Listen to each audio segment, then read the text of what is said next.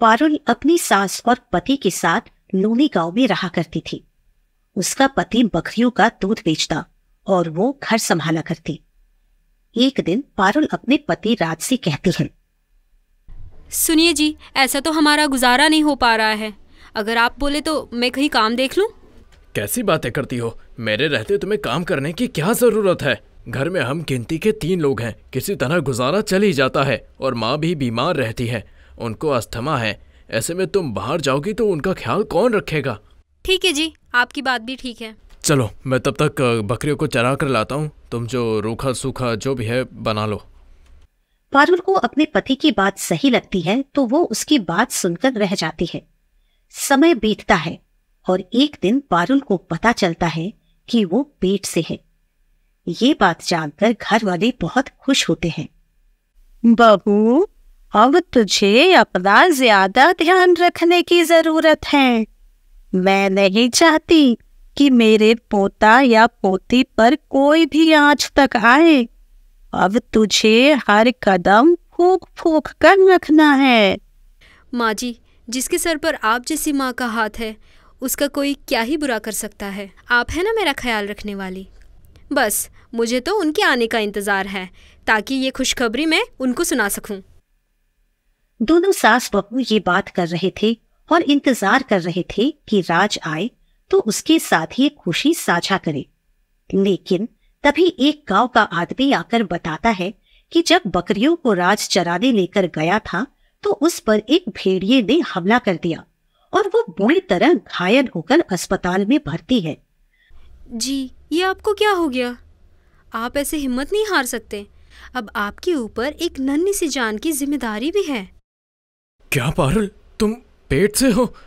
मुझे माफ कर दो, तुमने मुझे इतनी अच्छी खुशखबरी सुनाई और मैं ये माफ कर दो मुझको। कुछ मत बोल बेटा, डॉक्टर ने तुझे आराम की बोला है। भगवान ने चाहा तो सब ठीक हो जाएगा। अब राज अस्पताल से घर तो आ जाता है, लेकिन बुरी तरह जख्मी होने के कारण उससे चला फिरा नहीं जाता। तो वो घर का काम क्या करता? माँ बूढ़ी थी, ऐसे में गर्भवती पारुल को काम करने जाना पड़ता था।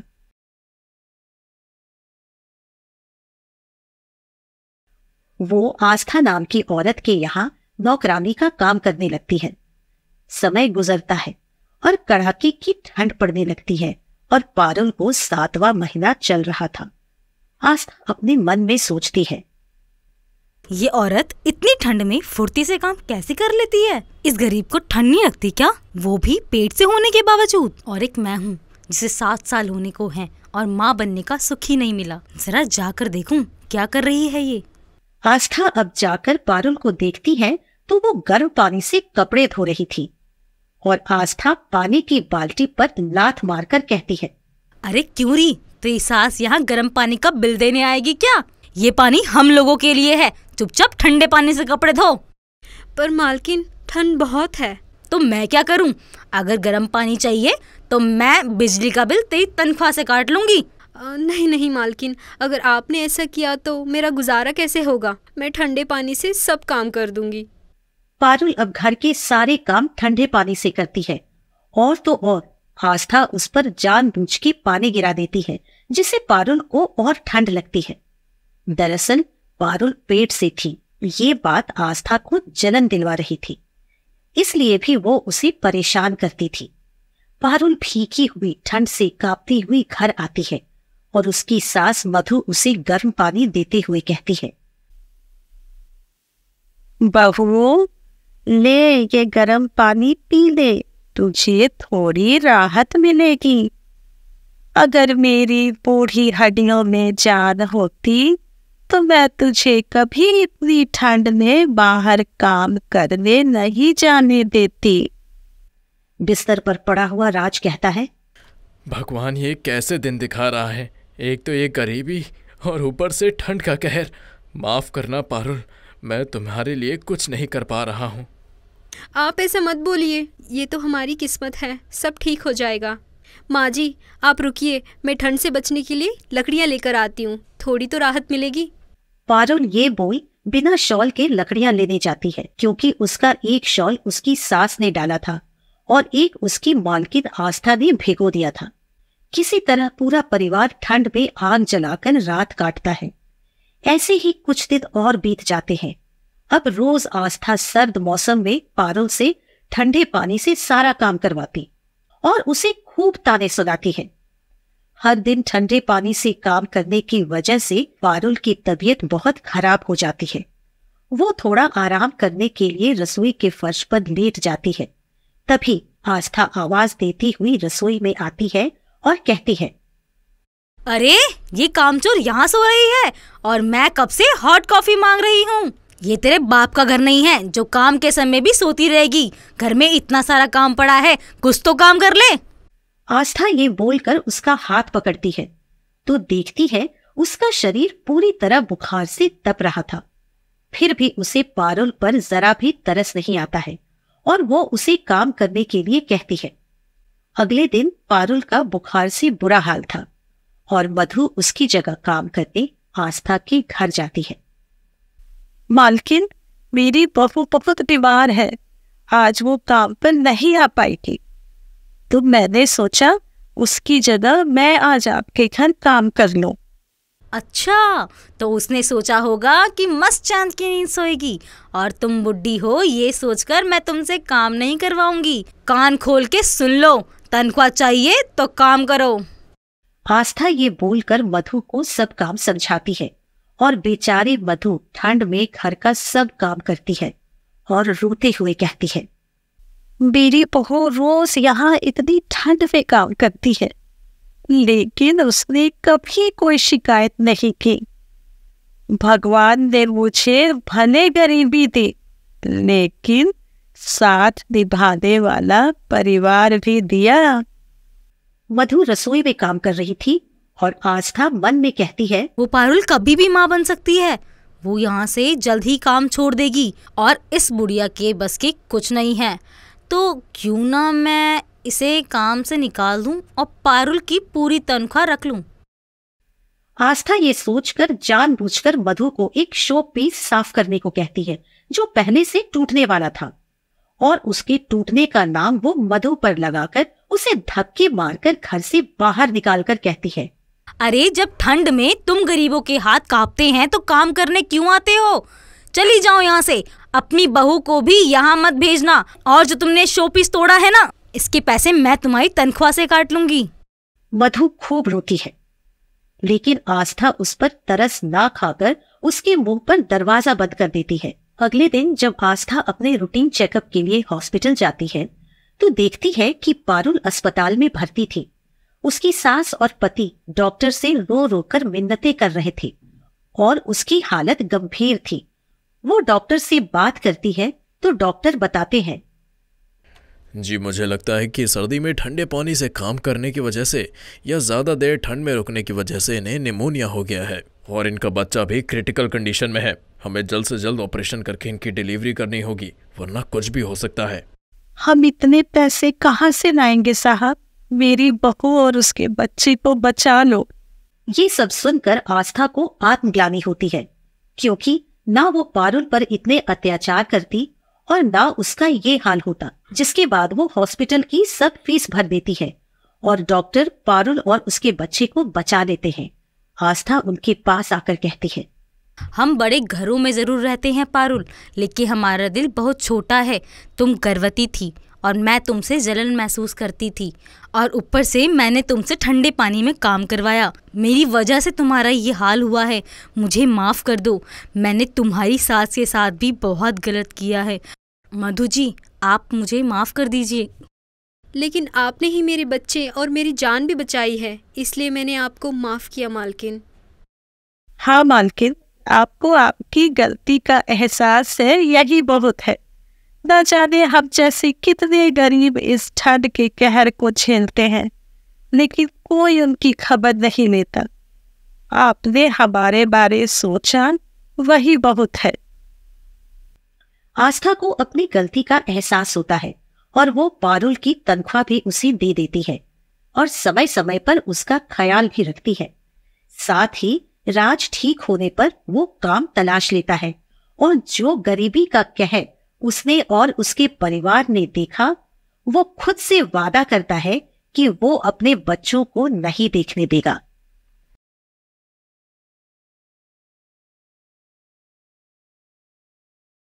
बिलासपुर एक बेहद ही छोटा सा गांव था जिसमें कुछ ही लोग रहा करते। इनमें से एक परिवार ऐसा भी था जो कि क्रिश्चियन था। ईसाई धर्म का ये परिवार शुरू से ही इस गांव में रह रहा था। दरअसल एंथनी अपनी पत्नी एमी और बच्चों के साथ रहा करता। एंथनी के पिता बिलासपुर गांव से थे और एंथनी की माँ विदेशी थी। क्रिसमस आने वाला है लेकिन हाथ पर पैसे नहीं है। मुझे तो समझ नहीं आ रहा है कि हम क्रिसमस कैसे मनाएंगे।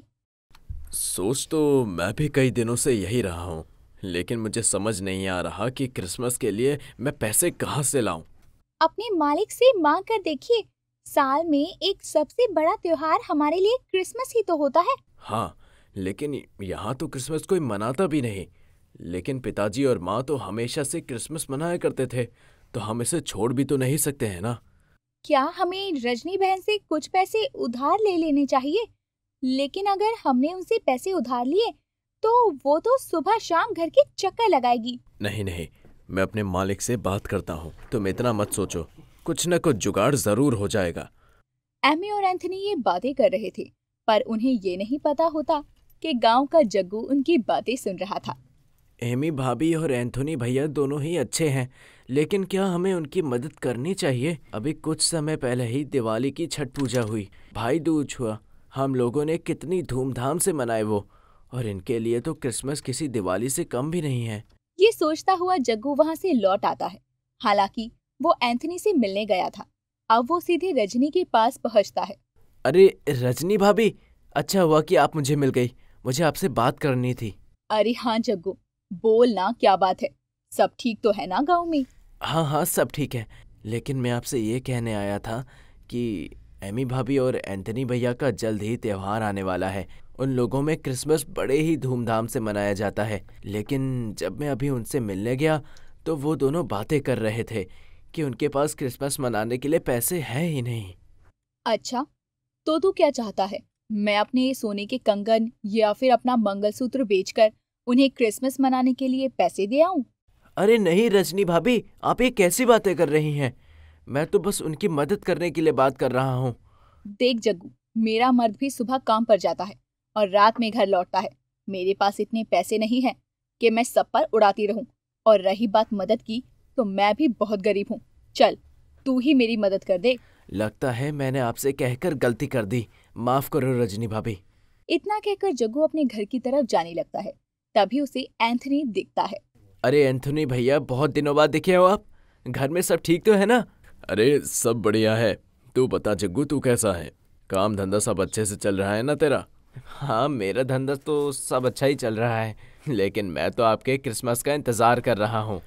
अरे जग्गू, उसकी तो तू बात ही मत कर, हाथ पर 1 रुपया नहीं है और एमी और बच्चे जिद कर रहे हैं कि क्रिसमस कैसे मनाए। लेकिन क्रिसमस तो आपको मनाना चाहिए ना एंथनी भैया, क्योंकि आपका क्रिसमस सबसे बड़ा त्यौहार है और साल में एक ही बार आता है। तेरी बात सही है जग्गू, लेकिन सारी बात तो पैसे की है ना। चल ठीक है, चलता हूँ मैं, मुझे किसी काम से जाना है। मैं भी तुझे खामखा ही टेंशन दे रहा हूँ। एंथनी इतना कहकर वहां से चला जाता है। अब जग्गू अपनी दादी कुंती के पास जाता है और कुंती को सारी बातें बताता है। देख बेटा, गरीबी ऐसी ही होती है। वैसे भी मैंने एंथनी के बाप दादा को भी गरीबी में ही देखा है। वो तो एंथनी की माँ विदेश से भटकते हुए यहाँ आ गई थी, तभी शंकर ने उसे पनाह दी और उससे शादी कर ली।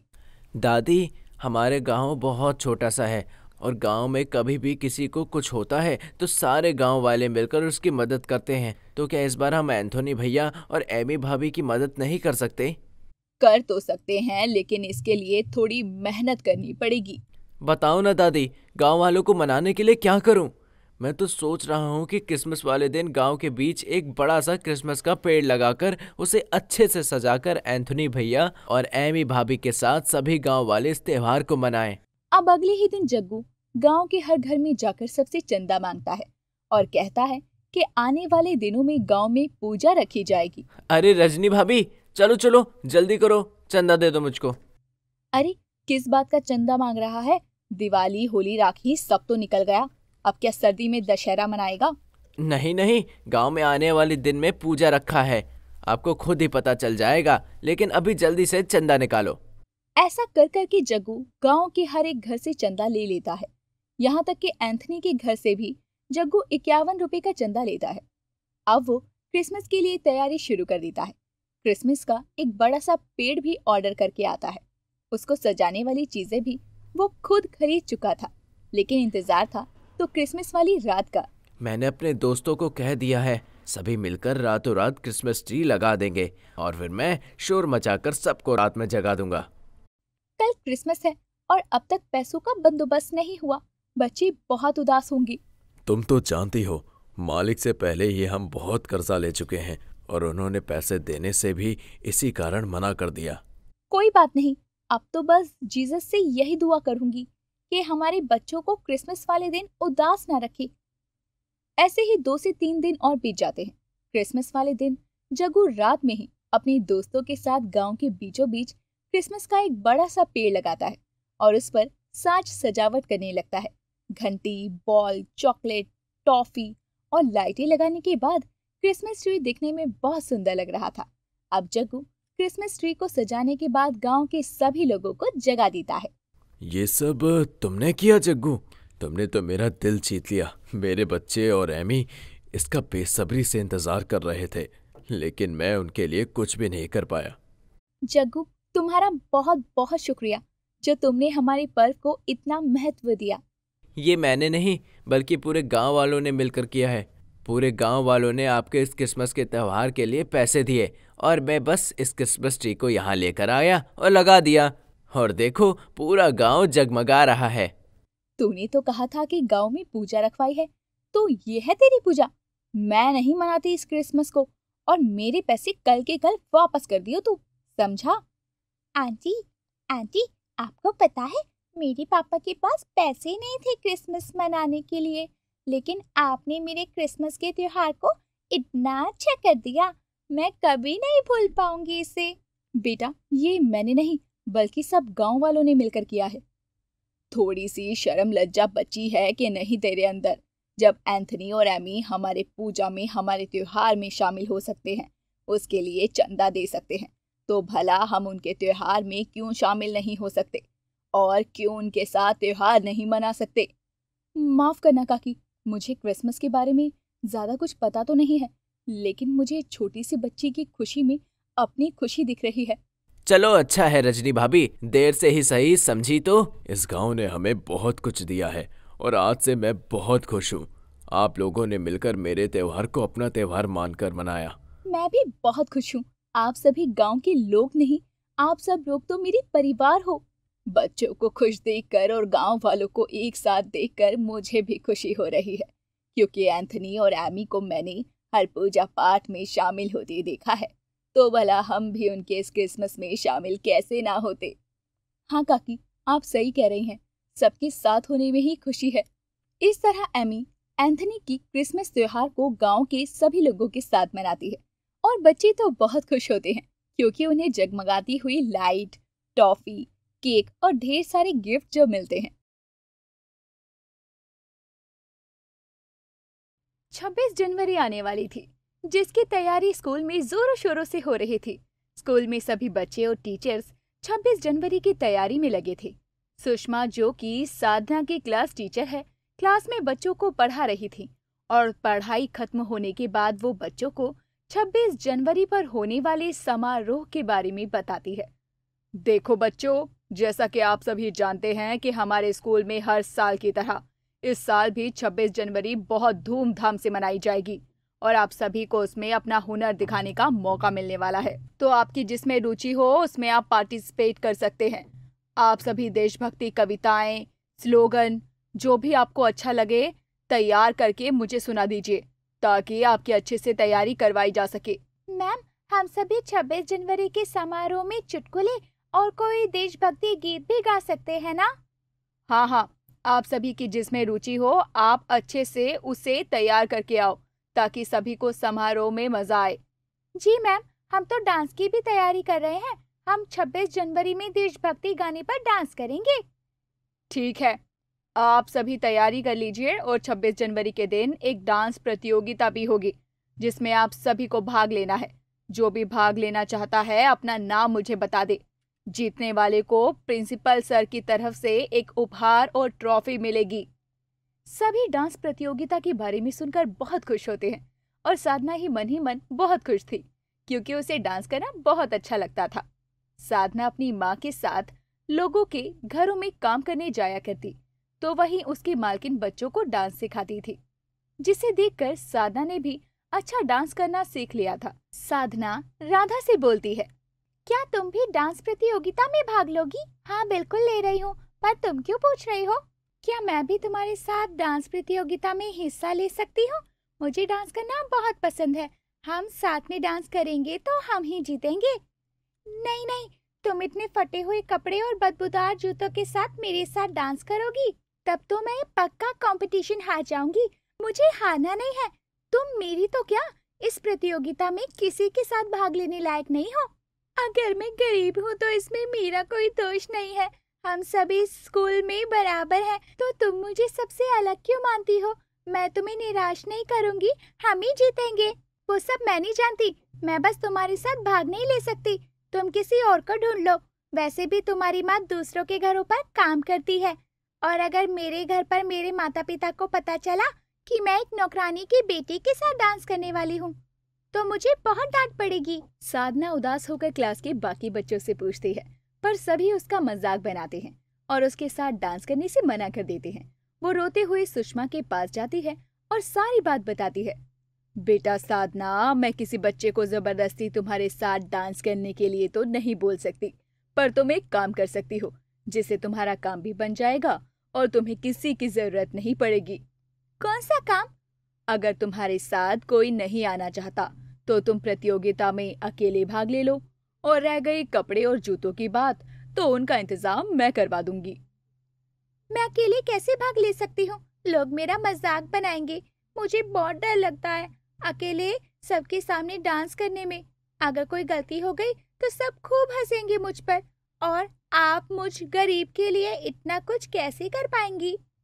उसकी चिंता तुम मत करो, क्योंकि आज ही स्कूल में कुछ लोग आए थे जो गरीब बच्चों के लिए कपड़े और कुछ जरूरत का सामान दान करने वाले हैं। तो तुम्हें किसी चीज की चिंता करने की जरूरत नहीं है। तुम बस अपनी डांस की प्रैक्टिस पर ध्यान दो। हमेशा कोई तुम्हारे साथ रहे ऐसा जरूरी नहीं है। हमें मुश्किलों का सामना खुद ही करना पड़ता है। साधना मन लगाकर अपनी डांस की प्रैक्टिस में लग जाती है और बिना किसी की मदद के वो अपनी डांस की तैयारी पूरी कर लेती है। 26 जनवरी का दिन आता है। स्कूल की सभी जगह फूल से सजी हुई थी। स्कूल में 26 जनवरी का प्रोग्राम शुरू होता है और प्रिंसिपल आकर सभी बच्चों को 26 जनवरी की बधाई देकर झंडा फहराते हैं और कार्यक्रम की शुरुआत करते हैं। अलग अलग क्लास के बच्चे एक एक करके स्टेज पर आकर अपना अपना हुनर दिखा रहे थे। कोई देशभक्ति स्लोगन सुना रहा था तो कोई कविता। सभी देशभक्ति के रस में डूबे हुए थे और पूरा स्कूल देशभक्ति गानों की आवाज से गूंज उठा था। अब डांस प्रतियोगिता शुरू होती है और सभी अपना अपना डांस प्रस्तुत करते हैं। राधा अपनी सहेलियों के साथ डांस करती है और डांस करते करते स्टेज पर गिर जाती है। साधना दौड़कर राधा को उठाती है और अपनी टीचर की मदद से राधा को बाहर की तरफ ले आती है। राधा के पैरों में मोच आ जाती है और वो चल तक नहीं पा रही थी। राधा, तुम्हारे पैर में तो मोच आ गई है, अब तुम डांस नहीं कर पाओगी। साधना, राधा का डांस अभी अधूरा है, क्या तुम उसकी जगह जा पाओगी? पर मैम, मुझे ज्यादा नहीं पता राधा के डांस के बारे में।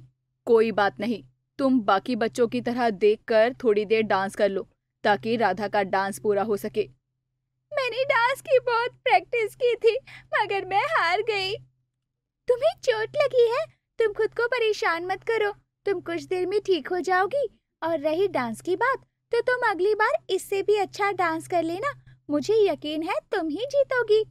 साधना जैसे तैसे राधा की सहेलियों के साथ डांस को खत्म करती है और कुछ ही देर में साधना के डांस की बारी आती है और साधना सुषमा के दिए कपड़े और जूते पहनकर डांस करने चली जाती है। सभी को साधना का डांस बहुत पसंद आता है और सभी साधना के डांस की तारीफ करते हैं। डांस प्रतियोगिता खत्म होती है और प्रिंसिपल सर साधना को विनर घोषित कर देते हैं क्योंकि साधना ने सबसे अच्छा डांस किया था। और जब राधा को चोट लगी तब उसने बिना किसी की चिंता के उसकी मदद भी की और साधना ने राधा की साथी छात्राओं का डांस पूरा करवाने में उनकी मदद की और सबका दिल जीत लिया। साधना बेटा, आज तुमने अपने साथ पढ़ने वाले बच्चों की मदद करके सभी का सिर गर्व से ऊंचा कर दिया है। सर, ये सब सुषमा मैम हमें सिखाती है। वो हमें सभी की मदद करना सिखाती है और खुद भी सबकी मदद करती है। आज मैं इनकी वजह से इस प्रतियोगिता को जीत पाई हूँ, वरना मैं तो इतनी गरीब हूँ कि इस प्रतियोगिता को जीतने का सोच भी नहीं सकती थी। अरे नहीं साधना, तुमने ये प्रतियोगिता मेरी वजह से नहीं बल्कि अपने हुनर और मेहनत से जीती है। तुम बहुत मेहनती लड़की हो और जो खुद की मदद करता है भगवान भी उसकी मदद करते हैं। बहुत अच्छी सीख दे रही हैं आप अपने क्लास के बच्चों को। ये जहां भी जाएंगे आपका, हमारा, अपने माता पिता का नाम रोशन करेंगे। हर स्कूल में आप जैसे टीचर्स होने चाहिए, तभी तो देश का भविष्य आगे बढ़ेगा। जी सर, ये बच्चे सच में बहुत अच्छे हैं और अपने गुरुओं की बातों का मान रखते हैं, तभी तो हम टीचर्स को इन्हें अच्छी बातें सिखाना और अच्छा लगता है। सभी साधना के डांस और उसके कोमल स्वभाव की तारीफ कर रहे होते हैं। जहाँ क्लास के कुछ बच्चे उसे गरीबी का ताना दिया करते और उसका मजाक बनाया करते, वहीं दूसरी ओर अब राधा भी साधना से अपने किए गए व्यवहार के लिए शर्मिंदा होती है और साधना से माफी मांगती है और हमेशा उसकी गरीबी का मजाक बनाने पर शर्मिंदा होती है। अब राधा को समझ आ जाता है कि किसी का उसकी गरीबी या अमीरी से मजाक नहीं उड़ाना चाहिए, बल्कि उसके हुनर और अच्छे कामों से उसकी पहचान करनी चाहिए। साधना, मुझे माफ कर दो, मैंने हमेशा तुम्हारी गरीबी का मजाक बनाया, लेकिन फिर भी तुमने मेरी मदद की और मुझे सबके सामने शर्मिंदा होने से भी बचाया। मैंने तो बस वही किया जो मुझे अच्छा लगा। सिर्फ मैंने ही नहीं, हमारी सुषमा मैम ने भी हमारी मदद की है। उनकी वजह से ही तो मैं प्रतियोगिता को जीत पाई। उन्होंने मेरी बात सुनी और मेरी परेशानी समझी, मुझे प्रेरित किया कि मैं खुद पर भरोसा रखकर अकेले भी डांस कर सकती हूँ। तुम सही बोल रही हो, हमें अपने बड़ों का कहना मानना चाहिए, क्योंकि वो जो भी बोलते हैं उसमें तो हमारी ही भलाई छुपी होती है ना। अरे वाह, हमारे स्कूल के बच्चे तो बहुत समझदार हैं और एक दूसरे को समझते हैं और बड़ों की बात भी मानते हैं। इससे ज्यादा एक टीचर को और क्या चाहिए। सभी 26 जनवरी के प्रोग्राम का लुत्फ उठाते हैं और सभी कक्षा के बच्चे अपने हुनर से 26 जनवरी के प्रोग्राम में 4 चांद लगा देते हैं। प्रिंसिपल और टीचर्स बच्चों को उचित उपहार और इनाम देकर सभी का हौसला बढ़ाते हैं और समारोह का मजा लेते हैं। मोरल: कभी भी किसी के बुरे हालात का मजाक नहीं बनाना चाहिए, सभी की मदद करनी चाहिए।